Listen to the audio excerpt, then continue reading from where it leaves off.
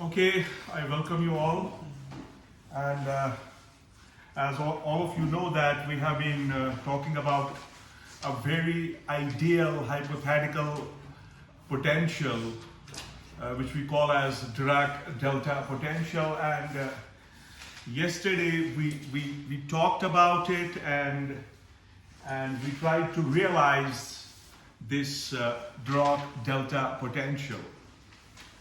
But I think I would again go in the same framework, and I would again try to get the feel of this potential, because idealistically talking about it, what we have is we have a quantum mechanical universe, and in this universe there is a particle, and this particle has total energy less than that of the point. You remember the point?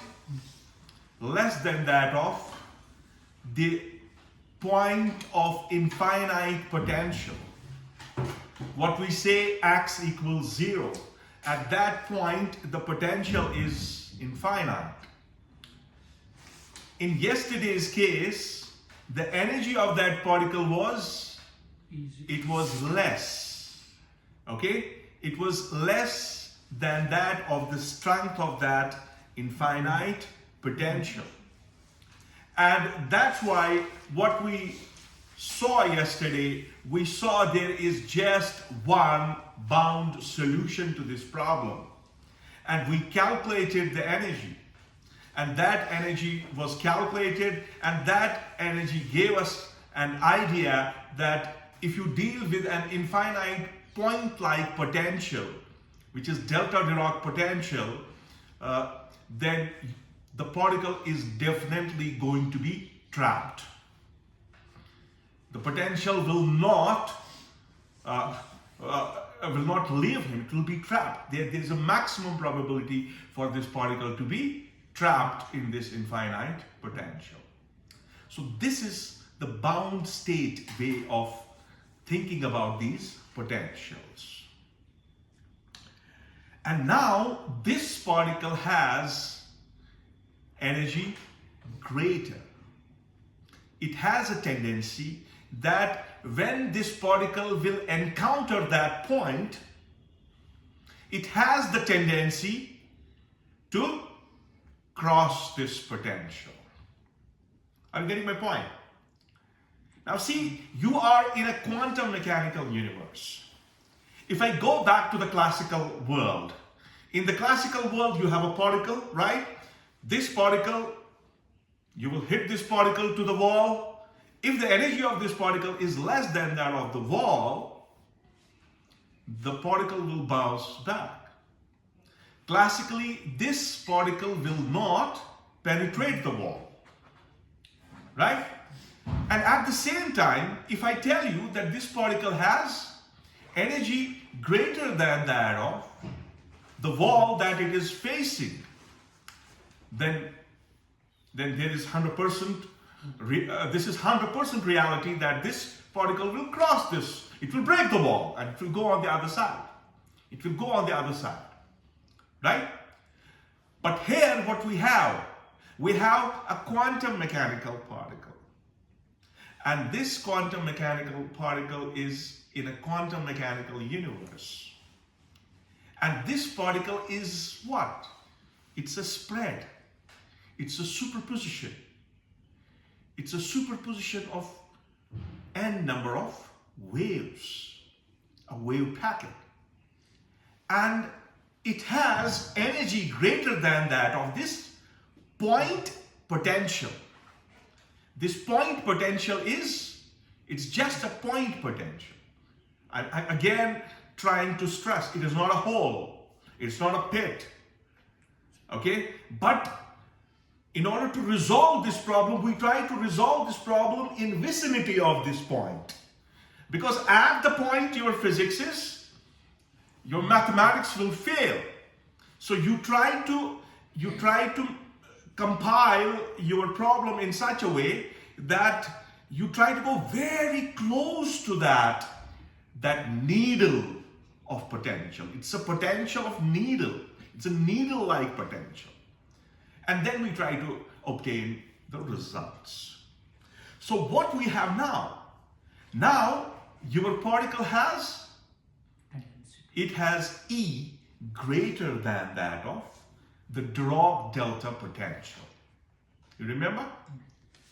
So if you will think about this particle classically, what will you expect? You will expect that it will cross the potential. There is no problem with this particle. Okay? You will expect that this particle will cross this potential. But quantum mechanics has a different story. It has a different way. It has a different outcome. And this outcome is experimentally confirmed.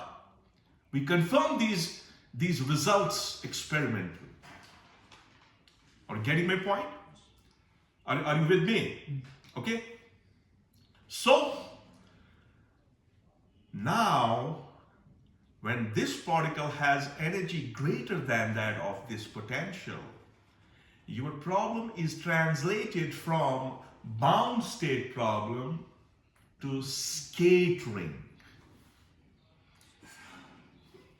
We do scattering problems. In classical physics, you have collisions, okay? You have alpha particle, you bring alpha particles, they hit the gold foil, and there is scattering, okay? You have violent alpha particles, they go and hit the target, 99.9% pass through the gold foil, and there is 1 in 8,000 interactions where you find the bounce, okay? So when you talk about scattering, you talk about violence. Are you getting my point? Huh? So here, quantum mechanically, you have a quantum mechanical state scattering going on. Because this particle has energy greater than that of this Dirac Delta potential. It will be scattered. But will it scatter like that of classical physics? No, it will have a different story. You will see here that you will obtain the results that will tell you that this particle has a probability to be on the other side of the potential. And at the same time, it has finite probability to be on the left side of the potential. I'm getting my point, right? So here the results that you are obtaining, these results are not consistent with the classical results. Because in case of classical, if your energy is greater, you're going to cross the wall.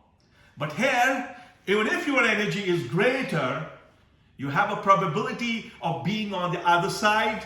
That's called a transmission probability. And at the same time, you have a probability to be on the same side. That's called a reflection probability. And when you mathematically add up the two probabilities, so suppose T is the transmission probability, R is the reflection probability, you take the squares of the two, you add them, you'll get 1. But what you are getting before that? You are getting the two probabilities. The probability being ahead of this potential and the probability of being before this potential at the same point of time. This is what makes it weird. This is what makes it physically unacceptable, because after all, it's a particle, okay? And in classical framework, a particle is just like a ball, right? So that's the point. So this is the thing that I wanted to talk about. So here we are talking about Dirac Delta potential, and you are in a position to realize that if the energy of the particle that is approaching this potential is greater than that of this potential, then we are not talking about the problem of bound states. We are talking about the problem of scattering. Is this clear? Okay. So this was the target. Basically, this is something what I wanted to impose on you. Now everything else is same. now let's go with a little bit of it. So what you have a situation like this, okay, and you have a very steep potential, and you will have the Schrodinger's equation for this region. You will have Schrodinger's equation for this region, and you can write down the Schrodinger's equation for this region. And this region is something that's to be exploited basically, because if you take it idealistically a point-like potential, then certainly we will not have a solution. We have to evaluate it using the approach of limits. Okay, so what you have Schrodinger's equation for this region. What you will have the Schrodinger's equation, it will be d2 psi, you can call it 1 also, okay, d2 psi by dx2 plus 2m by h bar square e of psi, right? This will be for the left side. Getting my point? Come on, what's the difference between yesterday's discussion and today's discussion? There's only one difference. Yesterday, the energy of the particle that was going inside is less than that of the potential. And today, its energy is greater than that. So this E is positive. You remember, yesterday I used the negative notation to make it compatible, and I wanted to get rid of those iotas. So I made the differential equations in such a way that I incorporated a negative sign here. Okay, but today it's okay because the energy of the particle is greater. If it is greater, it has a solution. And what is that solution? That is psi is equal to a e to the power of I kx plus b e to the power of minus I k of x. Even you can think in terms of k1 and k2. But finally, it has to be approximated, okay? But we can realize this, that this is these are the particle that is approaching this potential has oscillatory nature, right? It has exponential oscillatory because this e to the power of iota theta is a combination of cosine theta and sine theta. So they have the oscillatory nature. And you rightly remember that this negative term has to be 0 because the negative is giving us what? Yeah, it's giving us the reflection. Oh no. It will not be 0 here. It will not be 0 here, right? The negative term here will not be 0. It will not be 0. Why it will not be 0? Because you expect the reflection. You expect the reflection of the particle that's approaching this potential. So this is not equal to 0. Today it's going to exist. It's going to live. So you have to be with both the constants, the constant A and constant B. Are you getting it? Okay. So this is my psi 1. You may call it psi 1, psi plus, whatever you want to call it. So this is for this region. Now what about for this region, region 2? For region 2, you will have the same differential equation, okay? And your solution will be, say, psi 2, that will be c e to the power of I k of x plus d e to the power of minus I k of x. Now, if the particle has crossed this potential, if it has crossed it, you don't expect it to come back. So there is no possibility of reflection. There is no possibility of reflection if the particle has crossed this Dirac Delta potential. So in that case, I want this D should be equal to 0. So what I have psi 2 equals C e to the power of I kx. Right? Okay. And here you can think of that continuity that I was talking about yesterday. That continuity. Okay? Choosing minus e to plus e. But here, your mathematics will make sense only if you are able to make a continuity mathematically, right? It can make sense only, right? So for that you certainly need some of the basic principles of the wave function, of this eigenfunction. What's that? It must be continuous. Its derivative must be continuous, right? So we can do that. We can do that at this point. So psi 1 of x must be equal to psi 2 of x. So what is that? It was a e to the power of I kx plus b e to the power of minus I kx.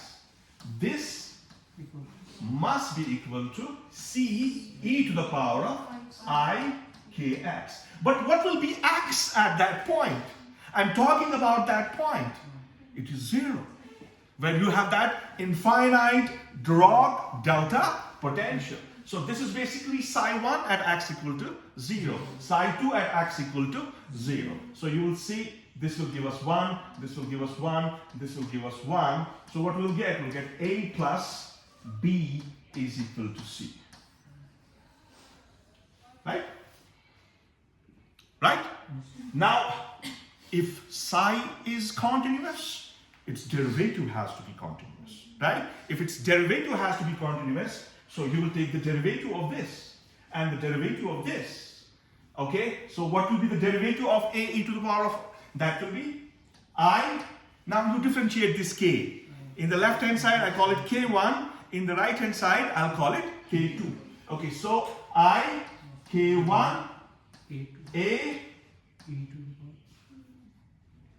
minus b e to the power of I. No. This will go because at x equal to 0. When you give the value of x, you'll get I k1 a minus b equals I k2 and c. So you can see here I will have c equal to a minus b times k1 by k2.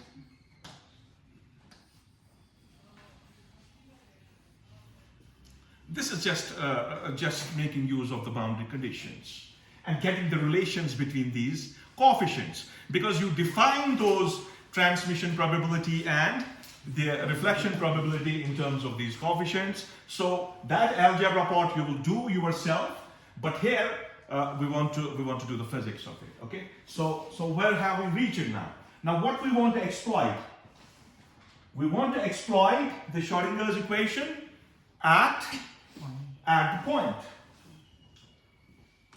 Okay, so what will be that? What will be that? That will be d2 psi by dx2 plus 2m by h bar square times e minus v naught of psi equals 0. But your potential is Dirac delta potential, and that is minus, you remember, I have chosen it minus alpha del of x. Okay, so what you will obtain here? You will obtain here d2 psi by dx2 plus 2m by h bar square e of psi of x plus 2m by h bar square, and then this was minus, okay, and when I put the minus, that will give me plus here. It will be alpha and del of x. This is the Dirac delta function.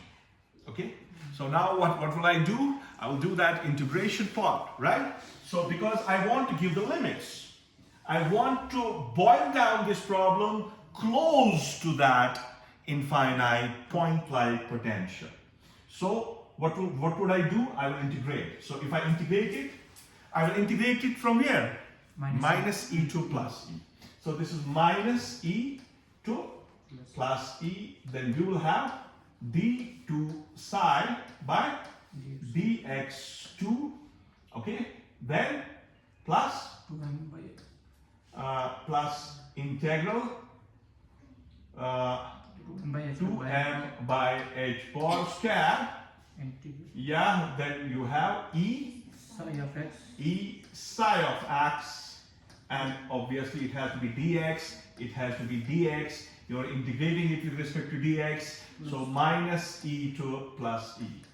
All right, and then you will have plus 2m by h bar square, integral and then you will have the integral minus e to plus e, and then you will have psi of x, del of x, and dx, and this is equal to 0. All right, so now I don't have to go into the details. What am I doing here is I'm giving the limits. I'm resolving this problem, but giving limits that this e, the magnitude of e, tends to 0. This is how we resolve this result. What will you expect? See, here you have the double derivative. That will be resolved with integration. So what you'll be left with? You'll be left with d psi by dx, but it is running from minus e to plus e. Then plus, what will happen to the second term? This term will go, okay, in the limit of e tends to 0. This term will go, where x is equal to 0. This term will go, and what you will be left with the third term. And in the third term, you will have 2m by h square alpha by h bar square, and that integral will give you the value 1. Okay, in the limit e tends to 0, so this will be equal to 0. So then you will resolve this. So this will give you d psi by dx. Here you are at 1, okay, minus d psi by dx. Here you are at 2, and then you will be giving the limits e and minus e, then plus 2m alpha by h bar square. I think I should transfer this thing on the right hand side as minus 2m alpha by h bar square. Okay, so now after this you will be utilizing ABCD. Okay, there is some algebra, you can do it from the book, you can do an exercise on it. Okay, and what you will be calculating is you will be calculating the transmission probability and the reflection probability, and the results that you will obtain. The choice is yours, whichever direction you want to do it, that's your choice. The R comes out to be I m alpha by h bar square divided by k plus I m alpha by h bar square. And the transmission probability T comes out, it's not the transmission probability, it's transmission coefficient.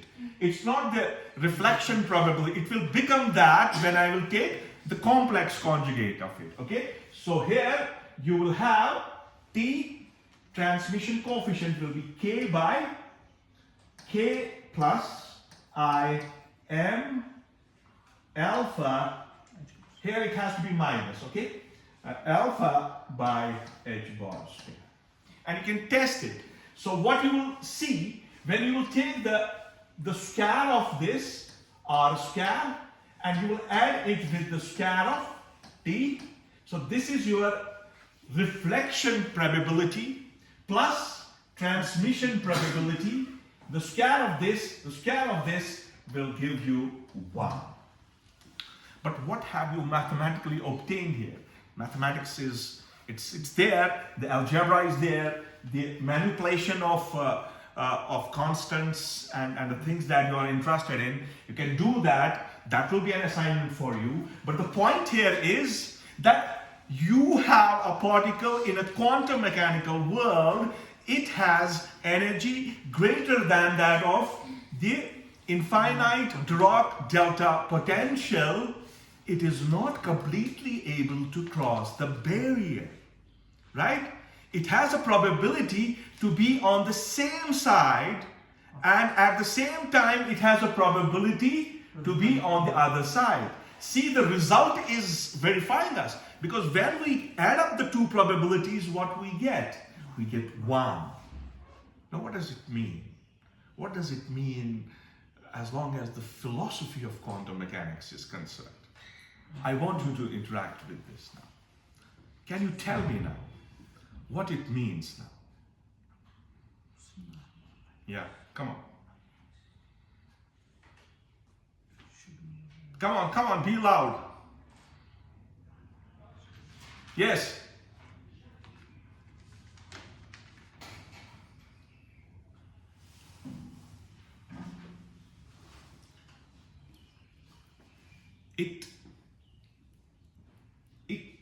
Mathematically what it means, and quantum mechanically what it means, if this kind of thing is happening, suppose you have this kind of action going on and you are not looking at it,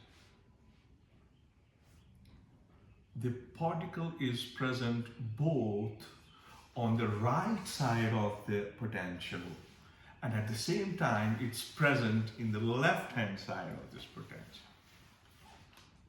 Are you getting my point? Huh? Don't you feel fascinated about it? The particle is on the other side of potential. There are many probabilities. Now, I'm not saying there is one probability on the other side. There are many probabilities. Maybe if 100 makes 1, maybe there are 50 points where this particle is. It is there. And maybe there are 40, 50 positions, probabilities where this particle is, when you are not looking at it. But when you will look at it, you are collapsing this wave function. When you will look at it, the particle will be either on the left side or it will be on the right side. Now what I said as what it will be if you are not observing this experiment, it's a reality. The electron, this particle, is at many points on right side and on the left side. Have you heard about that mouse problem? A mouse is hungry. It has 1,000,000 paths. And after 1,000,000 paths, there is a prey. Prey, you understand, the food. Now, if this mouse has to reach this prey, it has to check out 1,000,000 paths. It will take him thousands of years. This is our computer.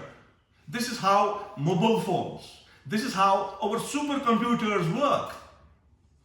They go through 1,000,000 paths and then they reach to the result. But if you are able to make a quantum mechanical trap, if you resolve this problem into a quantum mechanical problem, the cat is, did I start with the cat or rat? Whatever the case, there is a prey. If there is a cat, there is a rat, okay? So the cat has to take the 1,000,000 paths to reach the prey. But if it is quantum mechanical, the cat will see all 1,000,000 paths. There will be just one path that goes to the prey. So all you have to do is you have to collapse the wave function and hit One. the line that reaches the prey. This is how the quantum computer works. And this hypothetical Dirac Delta potential problem can be a mathematical realization of quantum computer. This is it. So I hope you understand it. So with this, I would like to end today's talk.